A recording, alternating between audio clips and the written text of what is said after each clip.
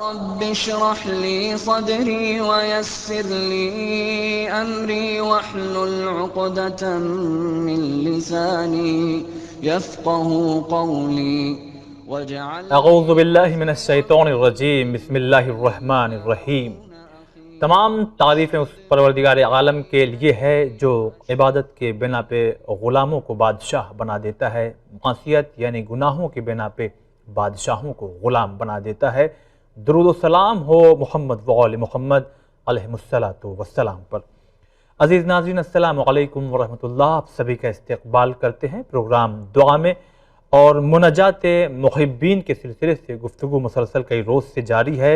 یہ وہ مناجاتیں ہیں، وہ ان مناجاتوں میں سے ایک مناجات ہے جو امام زین العابدین علیہ السلام کے ذریعے ہم تک آئی ہے۔ 15 ہیں کل ملا کر کے، جس میں سے ایک کا ہم آپ کے سامنے خلاصہ، اس کی شرح، اس کی اندر جو مفاہیم ہے وہ ہم آپ کو بتا رہے ہیں اس پروگرام کے ذریعے۔ تو آئیے آج اس حصے کا عربی متن اور ترجمہ پیش کرتے ہیں، جس کی انشاءاللہ ابھی اس آج کے پروگرام میں وضاحت ہوگی۔ سماعت کیجیے۔ بسم اللہ الرحمن الرحیم، مناجات محبین۔ إلهي فاجعلنا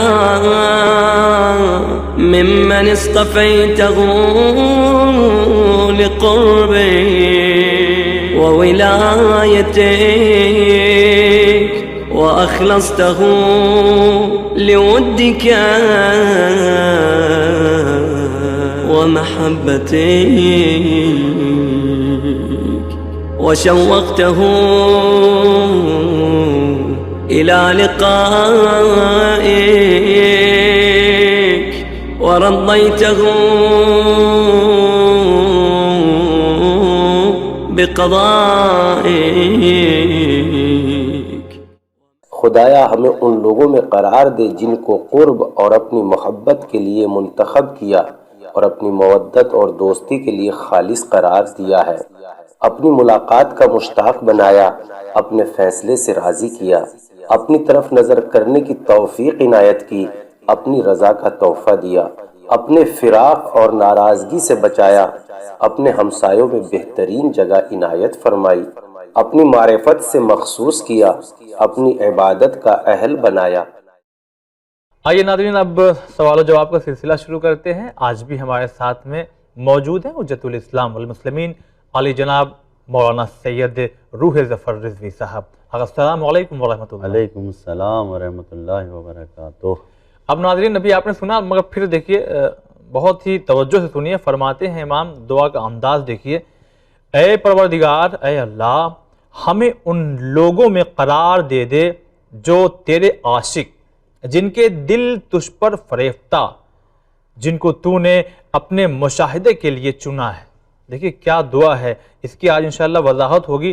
تو سوال یہی ہے کہ فریفتہ ہونا، خاص توجہ کا کیا مطلب ہے؟ بسم اللہ الرحمن الرحیم۔ عربی زبان میں یہ فریفتہ ہونا، بالکل دیوانہ ہونا، یعنی عاشق ہو جانا، اس کو حیام کہتے ہیں، حیام یا حیام۔ اچھا، جو یہاں پر مولا نے لفظ استعمال کیا ہے کہ یہ وہ شدت ہے محبت کی، اس شدید حالت کو کہتے ہیں کہ جس میں عاشق اپنے معشوق میں بالکل ڈوب جاتا ہے، جی، اور ایسا جذبہ ہوتا ہے کہ معشوق پر فدا اور قربان ہو جائے۔ اس حالت کو جہاں پر جو الفاظ استعمال کرتے ہیں عرب، اس الفاظ کو امام نے یہاں استعمال کیا ہے۔ ایسی حالت میں انسان خود سے غافل ہو جاتا ہے، تمام ہوش و حواس اس کے صرف اور صرف محبوب میں لگ جاتے ہیں، مکمل طریقے سے وہ صرف محبوب لگ جاتا ہے۔ جب دوسرے دیکھتے ہیں تو یہی کہتے ہیں یہ دیوانہ ہو گیا ہے، ہاں، یہ عاشق ہو گیا ہے، یہ دیوانہ ہو گیا ہے۔ انسان اللہ کی معرفت اور خالصانہ بندگی کی بنیاد پر اپنے پورے وجود سے جی، اللہ کا عاشق، اور اللہ کو اپنے یعنی پورے وجود سے اللہ کا عاشق و دیوانہ ہو جاتا ہے، اور سوائے اللہ کے کسی اور طرف اس کی توجہ نہیں ہوتی۔ سبحان تو جب اللہ۔ صرف اپنے محبوب کو دیکھتا رہتا ہے، اور مشاہدہ اور دیکھنا، یہ سب اللہ کے بارے میں جو گفتگو ہو چکی ہے، ہم کہتے ہیں کہ جب یہ دیکھتا رہتا ہے تو اس کو کہتے ہیں کہ خاص توجہ۔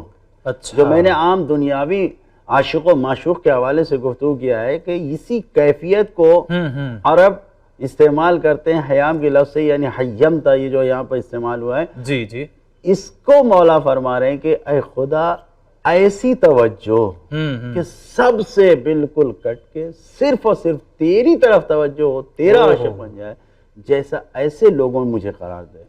سبحان اللہ۔ تو جن کو مشاہدے کے لیے چنا ہے، اس مشاہدے کے بارے میں کچھ عرض کیجئے۔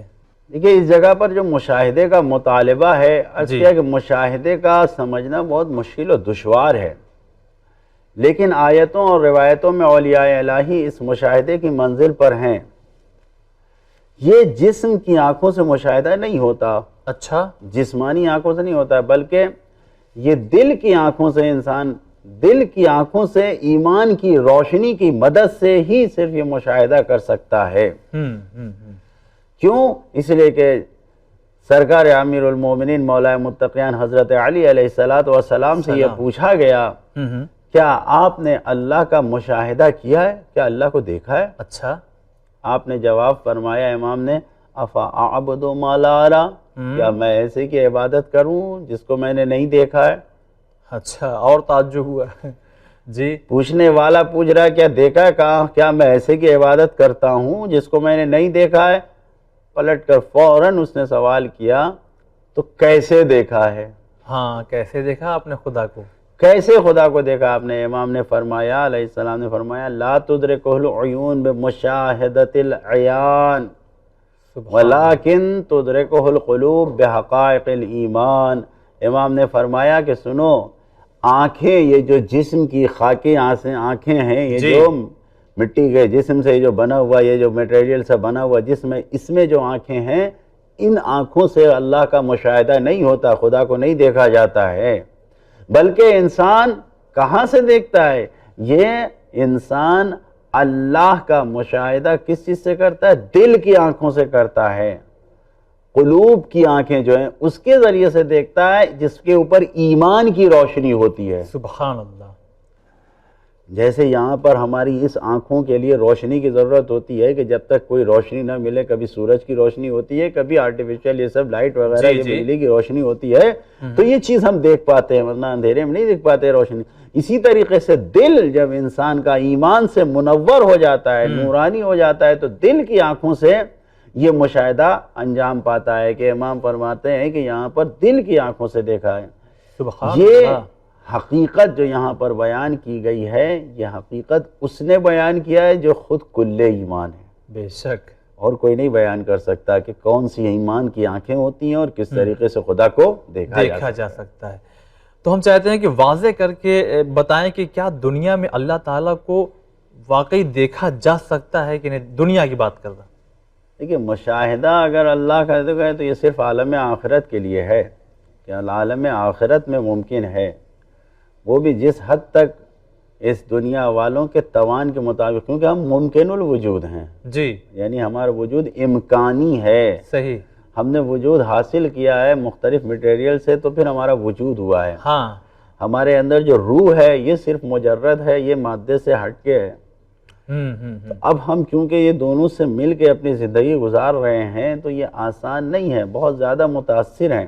اچھا، لہٰذا جس حد تک ہمارے توان کے مطابق ہوگا، اس دنیا میں مادی قوانین نافذ ہیں، اس دنیا میں سب میٹیریل ہے، سب کچھ ہے، تو اب جو قوانین بھی ہیں یہ سب میٹیریل کے جیسے ہی ہیں، مادی ہے قانون بھی، ان سے متاثر ہے۔ لہٰذا جسم و جسمانیات سے منزہ اللہ کا مشاہدہ کرنا ان آنکھوں سے، ان جسموں سے ناممکن ہے۔ ناممکن۔ کیوں؟ اس لیے کہ یہ آنکھیں صرف جسم کو دیکھ سکتی ہیں، اور خدا جسم و جسمانیات سے بری ہے، منزہ ہے، نہیں دیکھ سکتا۔ جب یہ اس بات ثابت ہو گئی جسم دانوں کے اندر، تو اب آپ یہاں پر دیکھیے، کیونکہ یہ سوال جو آپ نے فرمایا، اور یہ سوال آج کا نہیں ہے، یہ بڑا قدیمی سوال ہے۔ بار بار میں نے ایک اشارہ کیا تھا ایک گزشتہ کسی پروگرام میں کہ جناب موسیٰ سے قوم بنی اسرائیل کا مطالبہ تھا کہ ہمیں اللہ کو دکھاؤ، ہم کو اللہ کو دیکھنا ہے، وہ اسی آنکھوں سے دیکھنا چاہتے تھے۔ اب دیکھیں جو اس قرآن مجید کی آیت ہے، میں اس آیت کو پوری پڑھ دوں یہاں پر کہ لما جاء موسیٰ لمیقاتنا، خداوند عالم فرما رہا ہے کہ جناب موسیٰ نبی کے لیے کہ جب موسیٰ ہمارے میقات پر آئے، یعنی وعدہ گاہ جہاں پر موعد تھے، جہاں پہ وعدہ تھا وہاں پر میقات پر آئے، قال رب ارنی انظر الیک، خدایا مجھے دکھا دے کہ میں تیری طرف دیکھ سکوں، میں تجھ کو دیکھ سکوں۔ اچھا، مطالبہ قوم والے کر رہے تھے، موسیٰ نبی نے آ کے خدا کی بارگاہ میں مدعا پہنچا دیا جی کہ یہ مدعا ہے قوم والوں کا، لہذا مجھے دکھا دے. ارے نہیں، تو مجھے دکھا دے اپنے آپ کو، میں تجھے دیکھ تو سکوں، مجھے ایسی کوئی طاقت دے. تو اب کیا ہوا؟ قالا لن ترانی ہے موسیٰ، تم مجھے ہرگز نہیں دیکھ سکتے. لن کا مطلب یہ ہوتا ہے کہ ناممکن ہے، تم مجھے دیکھ نہیں سکتے. اے موسیٰ تم نے چیز آئے کہ یہ قوم والے بھی نہیں دیکھ. تو اب یہ قوم نہیں دیکھ. کیوں؟ اب جب جناب موسیٰ نبی تھے، مطالبہ کیا تھا، تو کہا وَلَكِنْ انظر إِلَى الْجَبَلِ، اس پہاڑ کی طرف دیکھو موسیٰ، فَإِنِ اسْتَقَرَّ مَكَانَهُ فَسَوْفَ تَرَانِي، اگر یہ اپنی جگہ پر باقی رہا تو تم مجھے دیکھ لو گے. فَسَوْفَ تَرَانِي، تم مجھے دیکھ سکتے ہو. اب کیا ہوا؟ فَلَمَّا تَجَلَّى رَبُّهُ لِلْجَبَلِ، جب پہاڑ پر بجلی چمکی، وہ نور الہی کی تجلی ہوئی اور نور الہی پہاڑ پر چمکا، تو کیا ہوا؟ جعلہ دکا، پہاڑ چکنا چور ہو گیا. موسیٰ دیکھتے رہ گئے، پہاڑ چکنا چور، ریزہ ریزہ ہو گیا. فخر، اور اس کے بعد پھر کیا ہوا؟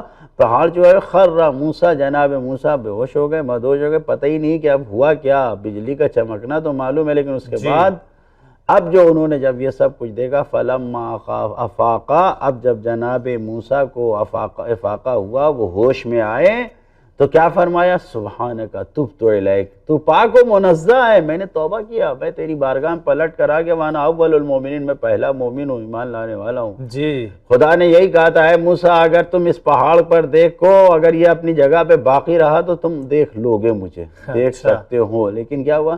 اس واقعے سے نتیجہ کیا مل رہا ہے؟ نتیجہ یہ مل رہا ہے کہ جناب موسیٰ کے قوم کی ضد تھی کہ ہمیں مشاہدہ کرنا ہے، مطالبہ یہی ہے کہ ہمیں اللہ کو دیکھنا ہے. اب یہ مطالبہ خدا سے کر بیٹھے. اولو العزم پیغمبر ہونے کے باوجود چمکتی ہوئی ایک بجلی یا نور الہی کی چمک کو دیکھ نہیں پا پائے، برداشت نہیں کر پائے، بے ہوش ہو گئے جناب موسیٰ. جو یعنی واقعاً جو سچ مچ طور پہ چمکا، کیا واقعاً خدا تھا؟ نہیں، ایک نور تھا، ایک تجلی تھی، ایک کیونکہ تجلی ربو ہے، خدا خود نہیں آتا، ایک نور چمکا تھا جناب موسیٰ. تو بھلا اس قوم والے یا عام انسان کیسے اللہ کو دیکھ سکتے ہیں؟ کیسے دیکھتے ہیں؟ وہ بھی اس جسم خاکی سے، اس آنکھوں سے کیسے دیکھ؟ ناممکن ہے، محال ہے. جناب موسیٰ تو بچ گئے، قوم والے تو سب جل کر ختم ہو گئے. اچھا یہ چمک تھی. جب بھی انسان یہ سوچ لے، کوئی ایک انسان بھی دنیا میں اگر یہ سوچ لے کہ ہمیں خدا کو دیکھنا ہی دیکھنا ہے، ان آنکھوں سے دیکھنا ہے، تو یہ جان لے کہ انجام وہی ہوگا جو اس وقت ہوا ہے. صحیح بات ہے، وہ انجام وہی ہوگا. امام علیہ السلام نے جو یہاں پہ دعا کی ہے، اس سے انسانوں کو پیغام دیا ہے امام نے کہ اپنے کو ایسا بناؤ، دنیاوی تعلقات سے کنارہ کشی اختیار کرو کہ اللہ کے مشاہدے کی طاقت پیدا کر سکو، کہ جب عالم آخرت میں تمہیں یہ موقع حاصل ہو تو تم اللہ کی زیارت کر سکو، اللہ کو دیکھ سکو. یہ امام کا پیغام ہے اس جگہ پر. چلیے آقا، بہت شکریہ ادا کرتے ہیں. محدود وقت ضرور ہوتا ہے، مگر مفصل گفتگو ناظرین دل خوش ہو جاتا ہے، روح میں ایک تازگی پیدا ہو جاتی ہے.